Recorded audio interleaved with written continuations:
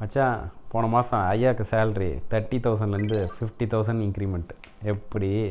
ஆனால் மாத கடைசியில் ஒரு ரூபா கூட நிற்க மாட்டேங்கிறான். இதுக்கு பேர் தான் மச்சி லைஃப் ஸ்டைல் க்ரீப். அது லைஃப் ஸ்டைல் க்ரீப்பா? அப்படின்னா நம்ம வருமானம் ஜாஸ்தி ஆகும்போது செலவையும் கூட்டிக்கிட்டே போகிறது பேர் தான் life style creep. For example, நம்ம முன்னே வாங்கிட்டு இருந்த 30,000 இருக்கும்போது சாதா கடையில் போயிட்டு ஒரு டீ சாப்பிட்டுட்டு வந்திருப்போம். ஆனால் 50,000 ரைஸ் கிடச்ச உடனே கேஃபேக்கு போகிறது, 250 ருபீஸ் காஃபி சாப்பிட்டா கையில் எப்படி காசு மிஞ்சம்? ஒரு காஃபி சாப்பிட்டது தப்பாடா? அப்போ சேலரி இன்க்ரீஸ் பண்ணால் என்ன தான் பண்ணணும்? சம்பளம் அதிகமானதும் சேவிங்ஸ் அதிகப்படுத்தணும், செலவே இல்லை. ஓஹோ, அதான் மேட்ரா?